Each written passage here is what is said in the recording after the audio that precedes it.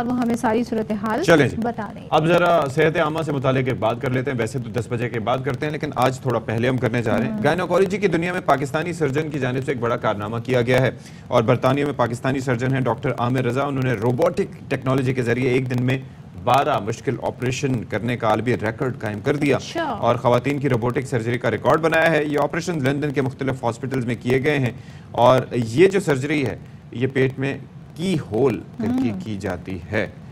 तो इसी हवाले से सारी सूरत हाल पर हाँ जी, क्योंकि ये बताया जा रहा है कि जी जो डॉक्टर आमिर रजा हैं वो नेशनल मेडिकल कॉलेज मुल्तान से ग्रेजुएट है और उनका शुमार खवातीन के अमराज से मुतालिक दुनिया के बेहतरीन डॉक्टर्स में से होता है। तो जबरदस्त जी, और आज हमारे साथ मौजूद हैं, मौका मिल रहा है उनसे बात करने। हमारे साथ मौजूद हैं सर्जन डॉक्टर आमिर रजा साहब। Thank you so much for joining us. Doctor साहब बताएं सबसे पहले मेडिकल साइंस की दुनिया में खासतौर पे जो हम जिसका हवाला दे रहे हैं रोबोटिक सर्जरी, ये कितनी अहम है और कितनी ज़रूरी है और इससे क्या फ़वाइद हासिल किए जा सकते हैं? बहुत शुक्रिया सदफ, बहुत शुक्रिया इशफाक एंड यार to give me time to come and talk to you. बहुत शुक्रिया। नॉर्मली ऑपरेशन की दुनिया में 3 अप्रोचेस बहुत कॉमन हैं। एक जो कन्वेंशनल अप्रोच हम सब लोग देखते हैं वो है कि पेट में चीरा देकर हम ऑपरेशन करते हैं। ये कन्वेंशनल अप्रोच है, ओपन सर्जरी से कहते हैं। उसकी जो नई एक्सटेंशन आई थी वो थी लैप्रोस्कोपिक सर्जरी, मींस की होल सर्जरी, जो बहुत सारे हॉस्पिटल में की जाती है।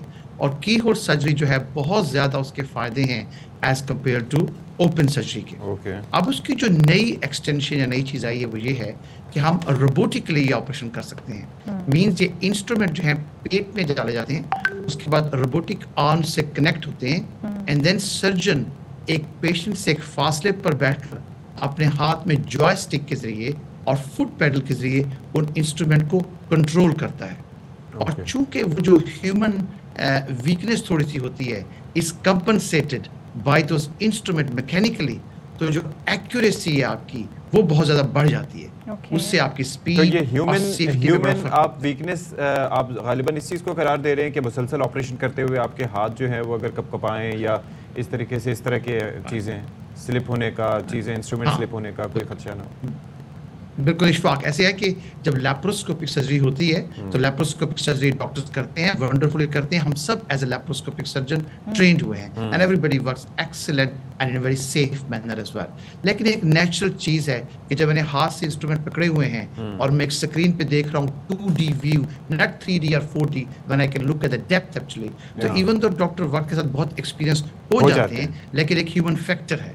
और वो जो ह्यूमन फैक्टर है, जो वीकनेस है, रोबोटिक आर्म्स ने मैकेनिकली उसको कंपनसेट किया है इतने एक्सीलेंट तरीके से कि जो ऑपरेशन की स्पीड है, उसकी सेफ्टी है, एक्यूरेसी है, वो बहुत ज़्यादा बढ़ गई। और इसमें जो आपने कहा कि there are less risk factor in robotically जो सर्जरी की जाती है उनमें, तो जो is there any risk factor involve अगर रोबोटिक सर्जरी भी की जाती है? इस टेक्नोलॉजी के फ़ायदा उठाया जा सकता है क्या? यहाँ भी कुछ है रिस्क फैक्टर? रिस्क फैक्टर किसी भी ऑपरेशन जब भी हम करेंगे उसमें रिस्क फैक्टर होंगे।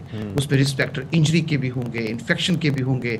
लेकिन जो फ़ायदा हमने अब रोबोटिक सर्जरी में देखा है, चूँकि जो व्यू है आपका वो बहुत हाई रेजोल्यूशन व्यू है, 3D व्यू है, तो उससे आपको छोटे छोटे स्ट्रक्चर जैसे नर्व्स हैं, ब्लड वेसल्स हैं, दूसरे स्ट्रक्चर्स हैं, वो बड़े क्लियरली नजर आते हैं। अच्छा, ये मेरा बड़ा सवाल होता था, ये मेरे जहन में बड़ा सवाल होता था कि आप इतना कॉम्प्लेक्स ऑपरेशन जब कर रहे होते हैं, कोई भी सर्जरी कर रहे हो, उसमें छोटी छोटी वेन्स होती हैं। बाज़ औक़ात ब्लड को आप ज़ाहिर है रोकने के लिए बड़ा कुछ करते हैं, लेकिन जब ब्लड फ्लो कर रहा हो तो एट टाइम्स कभी कभार गलती हो जाती है, और वो छोटी सी गलती अगर हो, ना चाहते हुए भी हो, तो उसके नुकसान बड़े होते हैं। लेकिन ये अगर इतना क्लियर व्यू है तो उसके अंदर ये चांसेस तकरीबन कोई 70 to 80% कम हो जाते होंगे, ये इससे भी ज़्यादा? चांसेस सिग्निफिकेंटली कम हो जाते हैं। इवन दो लैप्रोस्कोपिक से लोग करते हैं तो ऑब्वियसली उनको तब इजाज़त मिलती है जब वो उस काम को करने में कॉम्पिटेंट होते हैं, और डॉक्टर फिर ड्यूरिंग द डिसीजन ऑपरेशन फैसला करता है कि कितना डीप जाना है, कैसे उसने अच्छा, ये की होल सर्जरी थोड़ा सा इसको हमारे नाज़रीन के लिए और हमारे लिए थोड़ा एक्सप्लेन कीजिएगा कि व्हाट एग्जैक्टली इज दैट? की होल का नाम क्यों दिया? क्योंकि मुख्तसर उसके अंदर इन्वेजन होती है। ठीक है, बिल्कुल। देखें जो कन्वेंशनल है वो मैं आपको मिसाल दूंगा ओपन सर्जरी की, जैसे लोग सिजेरियन सेक्शन होता है और हम पेट पे चीरा देते हैं, जैसे ओपन सर्जरी। की होल का मतलब ये है कि हम चीरा देने के लिए छोटे छोटे सुराख 6 to 7 मिलीमीटर सुराख से पेट के नाव के जरिए और पेट के अंदर छोटे छोटे सुराख से सारा ऑपरेशन करते हैं। इसका मतलब है कि इस छोटे सुराख की मदद से ऑपरेशन से पेशेंट सेम डे घर जा सकता है। नॉर्मल ऑपरेशन में आप 2, 3, 4 नाइट हॉस्पिटल में रहते हैं जब तक ठीक होता है, लेकिन की होल सर्जरी में पेशेंट सेम शाम को या एक रात के आपके पास घर जा सकता है। इसी वजह से जो की होल या उसको कन्वेंशनली लैप्रोस्कोपिक सर्जरी कहते हैं, उसमें रिकवरी बहुत जल्दी होती है, पोस्ट ऑपरेटिव पेन बहुत कम होता है और फिर उसमें रिस्क ऑफ इन्फेक्शन बहुत कम है। जब बड़ा कट पेट पे आएगा उस पर इन्फेक्शन भी होगा, दर्द भी होगा, सब चीज़ें होंगी, लेकिन छोटा सा सुराख लिटरली 7 मिलीमीटर जब आप करेंगे तो उससे इन्फेक्शन का रिस्क भी कम होगा। लेकिन एक चीज़ मुझे बताइएगा कि यही चीज़ जो है जो मैं जानना चाह रहा हूँ, ये गायनोकोलॉजी में भी यही तरीक़ेकार होगा, 6-7 मिलीमीटर के छोटे छोटे सुराख? बिल्कुल बिल्कुल। सो लैप्रोस्कोपिक सर्जरी गायनेकोलॉजी में भी है, यूरोलॉजी में भी है, जनरल सर्जरी और स्पेशलिस्ट करते हैं अपने अपने फील्ड के अंदर। गायनेकोलॉजी के अंदर जैसे हमारे डिजीजेज हैं एंडोमेट्रियोसिस, जिसमें खवातीन को बहुत ज़्यादा पेल्विक पेन्स और पीरियड पेन्स होते हैं, इंतहाई सीवियर डिजीज है, या बिग लार्ज फाइब्रॉइड यूट्रस, या जैसे हिस्टेरेक्टमी यानी बच्चादानी को निकालना, ये तमाम ऑपरेशन जो है कन्वेंशनली ओपन कर सकते हैं, जिससे रिस्क बढ़ता है इन चीज़ों का। लेकिन की होल या आप रोबोटिक करें जैसे हमने किया यहाँ पर, तो उसके बहुत ज़्यादा फायदे हैं जैसे मैंने पहले। तो ये बताइएगा अब ये दुनिया में कहाँ कहाँ इस टेक्नोलॉजी का फ़ायदा हो रहा है? पाकिस्तान में इस तरह के ऑपरेशंस हो रहे हैं और आर दे कॉस्टली? क्योंकि यहाँ पे लोगों को महंगाई का बड़ा इशू है, लोग सोचते हैं जी कॉस्ट इफेक्टिव चीज़ें हों।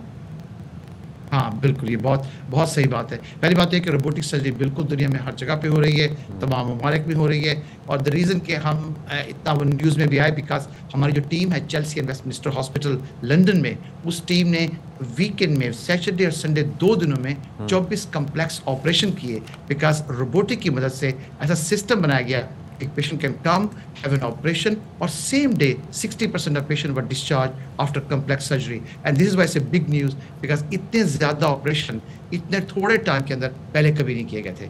वरना रोबोटिक सर्जरी जो है पाकिस्तान में कराची में गलबन 1 हॉस्पिटल है, लाहौर में 1 या 2 हॉस्पिटल है जहाँ रोबोटिक सर्जरी अब शुरू हो रही है। रोबोटिक सर्जरी शुरू में महंगी ज़रूर होती है, इसका जो सिस्टम इंस्टॉल करना है, लेकिन इसके जो फ़वायद हैं वो बहुत ज़्यादा हैं। उसकी मिसाल मैं ये दूंगा कि अगर आप एक दिन में 10 ऑपरेशन करते हैं और 10 के 10 मरीज हॉस्पिटल के अंदर 2 से 5 रातों तक रहते हैं, उसके अखराजात फैमिली के लिए भी हैं, हॉस्पिटल के लिए भी हैं और सिस्टम के लिए भी हैं अगर गवर्नमेंट पे कर रही है। अब वही पेशेंट ऑपरेशन के बाद अगर उस शाम को या सुबह घर चला जाता है with less pain, quicker return to recovery and quicker return to work, तो इसमें सबके पैसे बचते हैं। तो long term saving robotic surgery में और सेफ्टी भी ज़्यादा है। इसका मतलब जब कॉम्प्लिकेशन कम होगी तो उससे भी और बेहतरी भी होगी। तो इसके लॉन्ग टर्म फवायद बहुत ज़्यादा हैं टू डू रोबोटिक सर्जरी। ठीक है जी, thank you so much doctor Aamir Raza साहब फॉर बीइंग विद अस। बड़ी जी टेक्नोलॉजी की वजह से फ़वायद हासिल हो रहे हैं, एंड इट्स गुड कि अगर if it is use for a good purpose